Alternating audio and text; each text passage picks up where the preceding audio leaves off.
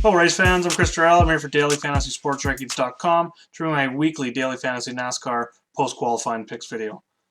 Before getting into that, if you're not a DFSR member yet, make sure to sign up. It's going to give you access to our member chat room. I'm in there discussing NASCAR pre-lock, usually in there Saturday night as well. And I cover NHL, do sheets for NBA, cover MLB and NFL as well as PGA for DFSR. So I'm in there pretty much 24/7, 365. When you go to the sign up page, you're going to get a 7-day free trial right now, and then you have two options after that free trial is out, either $14.95 a month, which is going to give you our projections, and then to get our optimizer for the NBA, NFL, MLB, and NHL, it's going to be $29.95 a month. One subscription covers all the sports and the member chat as well. Get over, check it out today.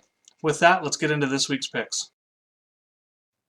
This week, the Monster Energy NASCAR Cup Series heads to Dover International Speedway for the Gander RV 400 this Sunday. It is a 1-mile concrete track. As you can see on the cheat sheet, I don't have any track type history this week. It is a very unique track. It is a 1 mile, but unlike the other 1 miles in Phoenix and New Hampshire, which are both flat, this one has Dover has 24 degrees of banking in the corner, so it's a high bank concrete. It's close, similar to a short track. You could compare it probably best to Bristol, which is also concrete and high banked as well. But being 1 mile, we are seeing some very fast speeds. And with this new package, we've seen even more speeds. Looking at qualifying times over the weekend here, last year the qualifying time for the pole winner was 1:58, 103 miles an hour and a lap of 22:770. This year, about 7-8 mile an hour faster, 165.96 miles an hour at a lap time of 21.692. So the speeds, especially going into the corners, the corner entry and stuff, the guys can hold the pedal down a lot more without having to let off just because of that downforce on this track. So they are seeing some very high speeds. The drivers have been talking about, they're getting close to that, the danger line. And then the other thing that comes in here with Dover are the track is very narrow on the backstretch. So, I mean, if there's going to be a car that gets in the wall, starts spinning, it's likely going to take out multiple cars. See a lot of multi-car wrecks here. And it can be a very long race, 3.5, 4 hours going round and round on this 1 mile track. So very difficult track this week. We have seen practice 1 qualifying yesterday. There was fog this morning, so we didn't get a practice 2. So drivers with this new package in race trim have only had that 1 final practice. And, you've seen some guys go out, make very short runs, come in the garage, make adjustments. So I'm looking a little bit more this week, just scrolling over and looking at the model a little bit here. I'm looking at that 10-lap average in that final practice a lot. I want to see who's got a good long-run car, so that's something I'm looking at a little bit more than the 1-lap speeds. And you can see some guys, there's big differences. Kevin Harvick, practice 3 was 14th, 10-lap average, he was 4th. Brad Keselowski, 15th in the 1-lap time, 5th in the 10-lap averages. So that's just something I'm looking at. Long-run cars, guys that can make it to the end. Obviously, you got to get through the wrecks. Getting onto pit road is very tough here as well, so we're going to have to watch out for speeding penalties and commitment line violations and stuff like that. So there's going to be a lot of variance here this week, but overall, I'm going to be looking for some veterans, some guys going to be concentrating on, I've got 25 weight here on track history over the last 2 years, which is 4 races. They race here twice a year. So I'm going to be looking at that.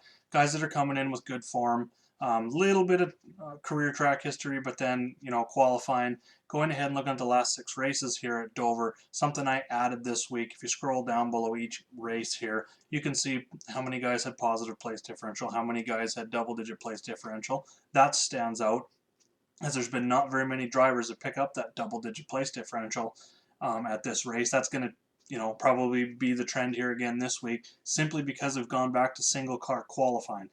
So with that, we're not going to get a lot of fast cars. They're going to be starting back in the field just because of some of the oddities with the drafting and some of the stuff that was going on at some of the tracks for qualifying. So we're not going to see that anymore. Generally, we're going to see the fastest cars starting at the front, which again is going to reduce the place differential value.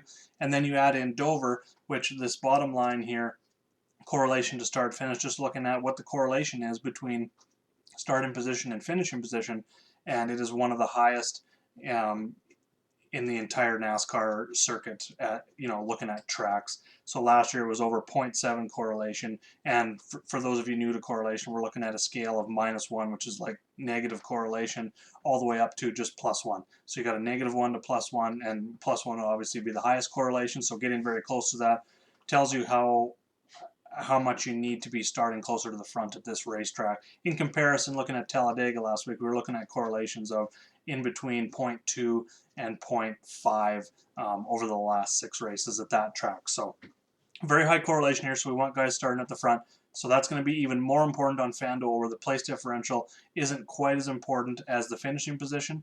So for FanDuel, definitely going to want guys that start in closer to the front. There is some opportunities for some place differential value for DraftKings where that is a little more, but for the most part, going back to the last 6 races here, we're looking for at least one dominator.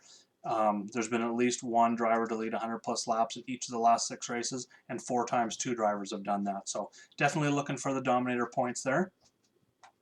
So let's just jump in and we'll take a look at some of my core plays here for this week, going off of that data and looking at the model. So first up, for core drivers, I'm looking at Kevin Harvick. He's the 3rd most expensive on both sites, which has seemed very nice value for how good he's been here. He's also starting 6th. He was 4th in that 10-lap average in that final practice. Just going to go ahead and have a look at his track history here to show you how consistent he has been at Dover. He's also led a ton of laps as well.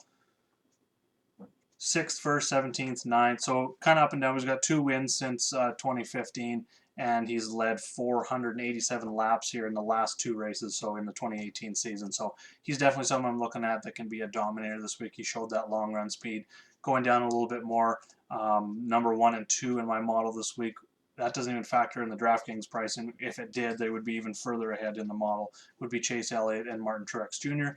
Elliott is coming off of his first win of the season last week, Chevy's first win of the season, Hendrick Motorsports' first win at Talladega last week. Looked very strong. Chevy's finished 1, 2, 3. This week, Elliott comes back to a track where he won here in the fall, and he has been top 5 finishes in 5 of his 6 races here over his career. So very good track for him. He's coming in hot. He's definitely going to be number 1 in my model. Going to have a lot of them. I think he can get out front and lead some laps early on in this race before, say, someone like a Kevin Harvick or anyone else is kind of in that top 5 and 10 lap averages. Can get up there and lead some laps as well. So I think he's got a good shot to be a dominator. I think he's got a good shot to win the race, and he is very cheap. No, I wouldn't say very cheap, but he's very affordable on both sites, safe in all formats. Then Martin Truex Jr., he's right there as well at 10-2 on DraftKings, 13-2 on FanDuel. He's starting 13th, so he gives us some nice place differential value as well, starting just outside the top 10, and he was 2nd in 1 lap times in the final practice, 3rd in that 10 lap averages, and he's also been good here as well. Just have a quick look at his recent track history here at Dover. 15th in the playoff race last year, but before that was 4th, 3rd. He won the 2016 playoff race, 9th, 11th, 6th, 7th, 6th. So 8 of the last 10 races he's finished inside the top 10. He's showing really good speeds. He's going to be another core driver. If you're building cash lines, I would definitely try and get Truex and Elliott together and then move down and get some value guys from there to make it all tie together. Like Eric Jones this week, he gives you some place differential value as well, starting 15th. Top 5 speeds in both 1 lap and 10 lap averages there. Kyle Larson, very cheap on DraftKings this week. Going to be very hard to go away from him. He's had some terrible luck this year with some crashes and stuff like that. Sits down in the standings. He's only got 2 top 10s on the year, but as you can see, he's been very good here. We'll go over and look at some track history for him. So in the last 2 years, he's got 2 top 5s, 3 top 10s. He's led 378 laps, which is just behind Kevin Harvick. Very good to see. Over his career, he's raced here 10 times, finished inside the top 10 7 times with an 8.8 average finish, which is 2nd to only Daniel Suarez, who we're going to talk about next. Suarez has finished top 10 in all 4 of his races here in his career with 1 top 5. Go look at the speeds this weekend. He's been very fast. Starting 14th also gives us some place differential value. 6th in both 1 and 10 lap averages in that final practice. Everything looking good for him. Safe in all formats at $7,700. Excellent price. A little bit more expensive on FanDuel, but definitely safe in all formats on both sites. Chris Buescher didn't run a 10 lap run in that final practice, which was a little bit concerning for me. But he is starting 30th, and if we want to just go look at his track history here is what really stood out to me. He's got, I wouldn't say he's going to be a top 20 car by any means. He was 24th in the 1 lap times, but in his races here over his career, he has finished inside that top 30 in every single race with top 25 finishes in 5 of those 6 races. So definitely looking at him at his price at 7,300, 6,800 on FanDuel, especially his best values on FanDuel. They're under 7K. And then moving down, a couple of these low-end drivers that I like Daniel Hemrick. He was really good in the Xfinity Series here. He's finished, I believe, 7th or better in 3 straight. Yeah, with a 4th and a 3rd in there as well. So he was really good here in the Xfinity Series while making his first start in the Cup Series here. Starting 23rd, a little bit risky, but the price definitely helps you fit in 2 of those top guys. Bubba Wallace, going back to him this week in the sub 6K range, starting 27th. He has been pretty decent here as well, you know, considering the price. Top 25s in his both his races here last year, so there's not a ton of upside here, but for the price under 6K, I think it can help you fit it all together as well.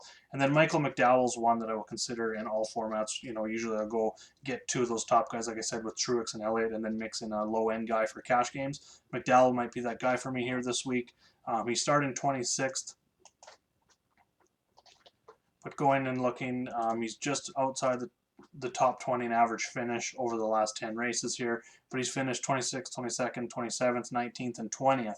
So he has had some success here in the past. And he's only 4,500 on FanDuel and 5,300 on DK. So you don't need a whole bunch from him if you nail in 2 of these top guys like a Truex and Elliott and cash with McDowell. Leaves you a good, pretty darn good average going left with some safety in there as well. So we're just going to have a look at that and see what we have here going over to DraftKings.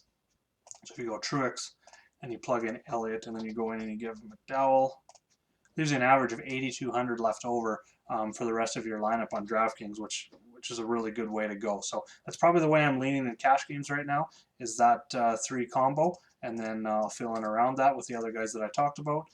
Before we go here, a couple GPP plays I'm looking at. Kyle Busch for sure is the most expensive driver on both sites. He's starting 22nd. The only reason I didn't make him a core driver this week is I went back and looked at his finishes. This is definitely not one of his best tracks, even though he has won here. He's won at every track on the circuit, but this one especially, he's had some rough goes of it here, especially in the first race of the season. He's a little bit better when it comes to the playoffs, but looking at here, when he doesn't start outside the top 10, or when he doesn't start inside the top 10, that's when he hasn't had his best finishes. A second here, but outside of that, he's started like pretty much inside the top 5 in 8 of the last 10, inside the top 10 in 9 of the last 10 races. So starting back in 27 seconds, a little bit risky, especially for the most expensive driver. But if there's anyone that can make it through the field, it's him. So definitely want to fit him in some GPP lineups.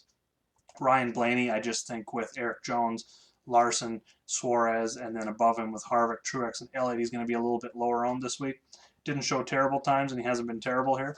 So definitely looking at him as a GPP pivot. Same thing goes with Eric Almirola. He's kind of sandwiched between some chalky plays there as well. Starting 7th, showed top 5 speed in 1 lap, 11th in 10 lap averages. They got a really good team. The Fords have been strong. I think they can make the right adjustments, and he makes a good GPP play as well. Same with Austin Dillon. Again, sandwiched between Buescher and Suarez, who I think both will be higher owned. Austin Dillon has had some upside here. He has shown his upside at this track, so definitely consider him a little bit lower owned than those other chalky plays as well.